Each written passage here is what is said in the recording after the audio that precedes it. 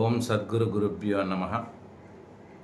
ఓం సహనావవతు సహనో భునక్తు సహ వీర్యం కరవావహై తేజస్వినావధీతమస్తు మా విద్విషావహై. ఓం శాంతి శాంతి శాంతి. భక్తులకు శిష్యులకు యావన్మంది సర్వులకు సద్గురుల యొక్క శుభాశీస్సులు తెలియజేస్తూ ఓం నమో నారాయణాయ.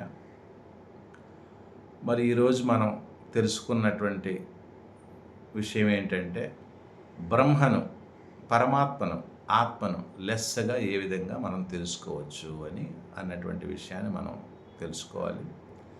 అనేక జన్మల నుండి వచ్చినటువంటి మనకి జన్మ పరంపరగా వాసనలు వస్తూనే ఉన్నాయి.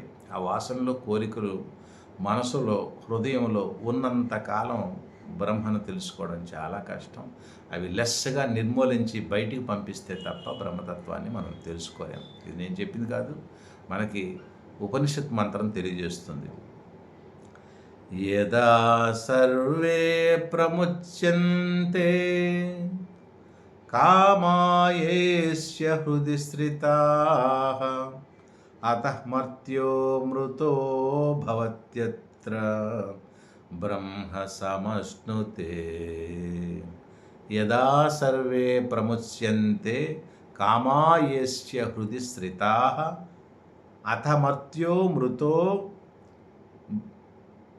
భవత్యత్ర బ్రహ్మ సమశ్నుతే అన్నారు. అంటే హృదయములో కల్లా సకల కోరికలు ఎప్పుడు పూర్తిగా తొలగిపోతాయో అప్పుడు, అంటే మనసులో ఉన్నటువంటి కోరికలు సమూలంగా నిశ్శేషంగా ఎప్పుడు తొలగిపోతాయో అప్పుడు మానవుడు బ్రహ్మతత్వాన్ని పొందుతాడు. మానవుడు బ్రహ్మతత్వాన్ని అంటే ఆ బ్రహ్మని లెస్సగా తెలుసుకోగలుగుతాడు అని మనకి ఉపనిషత్ మంత్రం తెలియజేస్తుంది. దీన్ని శ్రీకృష్ణ పరమాత్మ భగవద్గీతలో కూడా చాలా చక్కగా చెప్పారు. ప్రజహాతి యదా కామాన్ సర్వాన్ పార్థమనోగతాన్ ఆత్మన్యేయాత్మనా తుష్టః స్థితప్రజ్ఞ స్తదోచ్యతే. జహాతి అంటే విడిచిపెట్టుట, ప్రజహాతి అంటే నిశ్శేషంగా విడిచిపెట్టుట.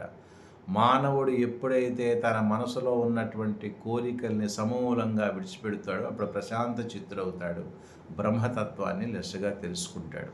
కాబట్టి స్థితప్రజ్ఞ లక్షణాల్లో అదొక లక్షణం కూడా. కాబట్టి మనము అనేక జన్మల నుండి వస్తూ ఇప్పుడు దివ్యమైన భవ్యమైన మానవ జన్మ పొందాం. కాబట్టి ఈ జన్మలో ఆత్మతత్వాన్ని తెలుసుకోకపోతే ఇంకా ఏ జన్మలో తెలుసుకునే అవకాశం లేదు. కనుక మరి యక్షుల కన్నా, దేవతల కన్నా, కింపురుషుల కన్నా ఉత్తమమైన జన్మ మానవ జన్మ. కాబట్టి అటువంటి దివ్యమైన జన్మలో మనం వచ్చాం. కాబట్టి ఇటువంటి దివ్య జన్మలో మన యొక్క ఉనికి ఏమిటి, మన మూలం ఏంటి, మనం ఎవరం అనే విషయం తెలుసుకుంటూ ఈ బ్రహ్మతత్వాన్ని తెలుసుకోవాలి.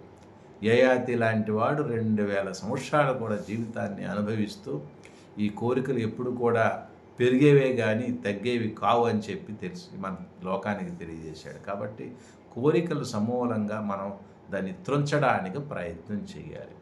అసలు కోరిక అనేటప్పుడు ఇప్పుడు వేదం తెలుసుకోవాలి, మహాత్ముల దగ్గరికి వెళ్ళాలి, ఆశ్రమాలకు వెళ్ళాలి, అది కోరికే. ఆ సత్కారికలు, వేదహిత కోరికలను ఆధారంగా ముందుకు చేసుకొని జీవితాన్ని భవ్యం చేసుకోవాలి. మరి అవి కాకుండా దుర్గుణ రూపమైనటువంటి కోరికలు, అనిత్యమైనటువంటి ప్రపంచంలో, మిథ్యా ప్రపంచంలో, మిథ్య అని తెలిసిన తర్వాత కోరికలు ఉండటం ఏం చెప్పండి. కాబట్టి అసలు జ్ఞానికి కోరికతో సమానం లేదు, దుఃఖంతో సమానం లేదు. ఆయన ఎప్పుడూ కూడా సమానంగా ఉంటారు. యస్య సర్వే సమారంభాః కామసంకల్పవర్జితాః జ్ఞానాగ్ని దగ్ధ కర్మాణం అన్నారు. జ్ఞానం అనేటువంటి అగ్ని చేత ఈ కోరికలన్నీ నశింపజేసుకోవాలి. కాబట్టి చక్కగా గురువుల్ని ఆశ్రయించి వారి దగ్గర ఉన్నటువంటి దివ్యమైన భవ్యమైన విషయాలు తెలుసుకుంటూ జీవితాన్ని నిత్యానందంతో మనం సాగాలి. కాబట్టి ఈ ఉపనిషత్ మంత్రము, ఈ భగవద్గీత శ్లోకం, ఈ రెండూ కూడా ఒకటే చెప్తున్నాయి. మనసులో హృదయంలో ఏ విధమైనటువంటి కించిత్ కోరిక కూడా ఉండకూడదు. కోరిక ఉన్నాయి అంటే మరి బంధం ఏర్పడుతుంది. ఆ బంధాలతో పునరపి జననం, పునరపి మరణం ముందుకు వెళ్తున్నాం కనుక ఆ కోరికను త్రుంచడానికి ప్రయత్నం చేయాలి. అసలు నీ శరీరమే శాశ్వతం కాదు అనేటప్పుడు, ఈ ఉపాధి శాశ్వతం కానప్పుడు ఇంకా కోరికలు మనం పెట్టుకొని ఏం చేస్తాం చెప్పండి? ఈ నీటి బుడగ లాంటి శరీరం ఈరోజు ఉంటుందో, రేపు ఉంటుందో, ఎల్లుండి ఉంటుందో తెలియదు. దీనికే తికానా లేనప్పుడు ఇంకా ఈ కోరికలు ఏమిటి, ఈ లంపటాలేంటి, ఇవన్నీ ఏమిటి? కాబట్టి సంసారంలో ఉండి కూడా దేని యందు ఆసక్తి లేకుండా, ఆసక్తి శక్తి కేవలం పరమాత్మ మీద పెట్టుకుంటూ మరి సాంసారిక జీవితంలో జీవించటానికి జనక మహారాజులాగా ముందుకు వెళుతూ ప్రయాణం చేయాలే తప్ప ఇది నాది అన్నటువంటి కర్తృత్వ భోక్తృత్వ భావనలు పెట్టుకొని ముందుకు ప్రయాణం చేస్తే ఆత్మతత్వాన్ని తెలుసుకోలేం. ఏది జరిగినా ఏది జరుగుతున్నా ఇదంతా కూడా చైతన్య స్వరూపుడైనటువంటి వాడి చేతే నిర్వహింపబడుతుంది తప్ప నేను నిమిత్త మాత్రను. ఇక్కడ నేను అనే పదానికి ఆత్మ అనేటి అర్థం తీసుకోవాలి కానీ అనిత్యమైనటువంటి దేహము కాయం అనే అర్థం తీసుకున్నంత కాలము పునరపి జననం, పునరపి మరణం ఉంటుంది కనుక బ్రహ్మతత్వాన్ని చక్కగా దివ్యంగా భవ్యంగా తెలుసుకోవాలంటే మనలో ఉన్నటువంటి మనసులో ఉన్నటువంటి కోరికలను విషయాలను సమూలంగా పంపించాలి. అందుకే అన్నారు కదా, మల విక్షేప ఆవరణాలన్నీ ఏనాడైతే పోగొట్టుకుంటామో ఆనాడే బ్రహ్మతత్వం లెస్సగా తెలుసుకుంటాం. కనుక మళ్ళీ రేపు ఒక మంచి విషయంతో మళ్ళీ కలుసుకుందాం. హరి ఓం దస్సత్. మీ స్వామీజీ వారి కృష్ణచరణానంద భారతి శ్రీ యాజ్ఞవల్క రాజాశ్రమ పీఠాధిపతులు ముండూరు. హరి ఓం.